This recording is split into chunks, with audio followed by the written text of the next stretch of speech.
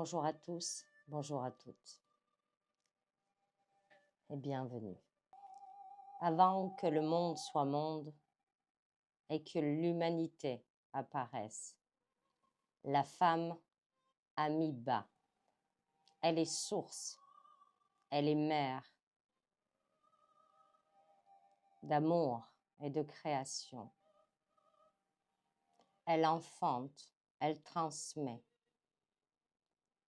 Elle offre la vie entière, sans rien marchander. Elle est origine, elle est souffle, cœur qui bat pour tout ce qui est vivant. Ces enfants ne sont pas humanité quelconque. Ils naissent avec une part divine.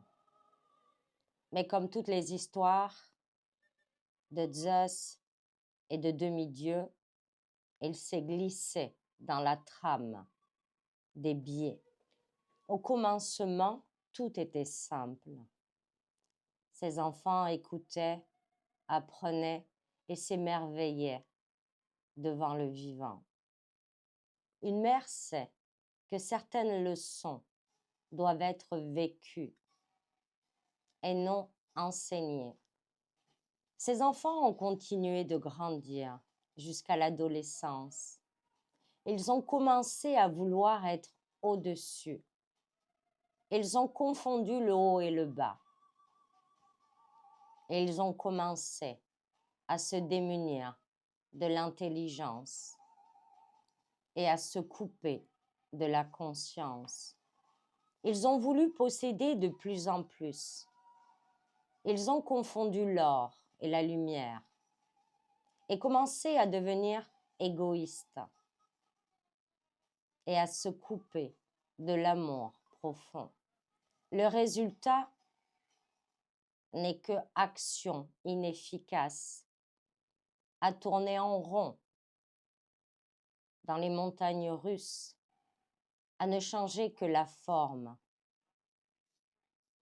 Ils se sont coupés de l'élan de vie et ont perdu leur place, le bon sens. Ils sont devenus de plus en plus sourds, aveugles et impuissants, au point de ne pas voir le plus profond, sacré, même s'il est devant eux. Mais au fil des siècles, ces enfants ont continué de dégrader, sans se soucier des conséquences. Leur entêtement s'est renforcé, tel un adolescent, toujours plus vite, toujours plus fort, toujours plus pour soi, jusqu'à oublier l'essentiel, d'où ils viennent et pourquoi ils sont là, à en devenir amnésiques. Et ces enfants, tels des grenouilles dans la marmite, ne se sont pas rendus compte que dans l'eau dans laquelle ils ont sauté, s'est mise à chauffer progressivement, où ils se sont ankylosés, endormis, jusqu'à en devenir morts. Nous sommes aujourd'hui à un moment charnière de l'histoire de l'adolescence collective, à regarder ce qu'il a fait dans et de sa vie, à reconnaître et faire preuve d'humilité pour agir dans le bon sens, à arrêter de changer la forme et rester à tourner en rond, et enfin grandir pour aller vers une meilleure version de soi, plus consciente, plus intelligente, plus évoluée, sans attendre d'avoir mal, sans attendre la mort. il suffira d'un seul qui comprenne l'intelligence, pas l'intelligence des diplômes, des tests ou de pseudo-proclamations erronées, mais celle de la conscience de fond qui sait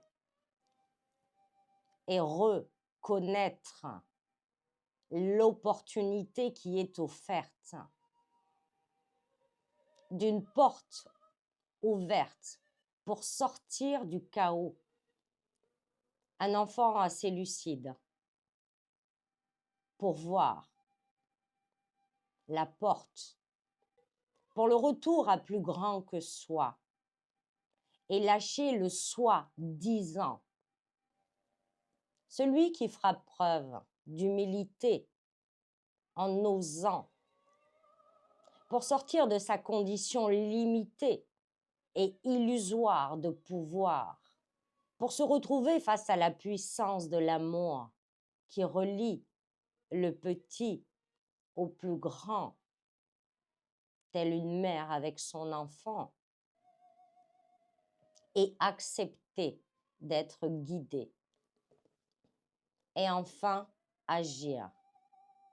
Il y a ceux qui croient que tout tombe du ciel, habitués à être servis, sauvés, repêchés, et ceux qui croient qu'on va venir les chercher, les convaincre, insister.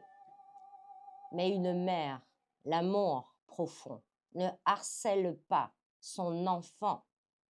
Elle n'impose pas.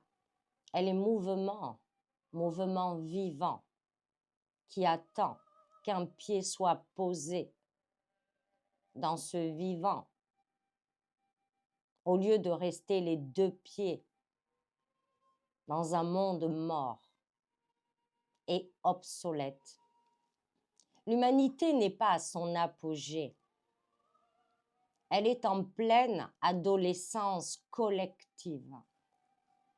Des couches et encore des couches qui cachent le plus profond. Ces enfants se valident entre eux par petits groupes, se confirment, se rassurent, ensemble dans l'illusion, parce qu'à plusieurs, l'illusion paraît fortement vraie. À plusieurs, la lâcheté ressemble à de l'intelligence. À plusieurs, l'injustice devient acceptable ou logique. Parce que le groupe donne la force de l'illusion. Voilà où en est l'humanité. Non pas perdue, mais persuadée de ne pas l'être. Non pas malveillante, mais aveuglée. Il s'agit de mettre un pied où il faut et faire l'alliance. À bientôt.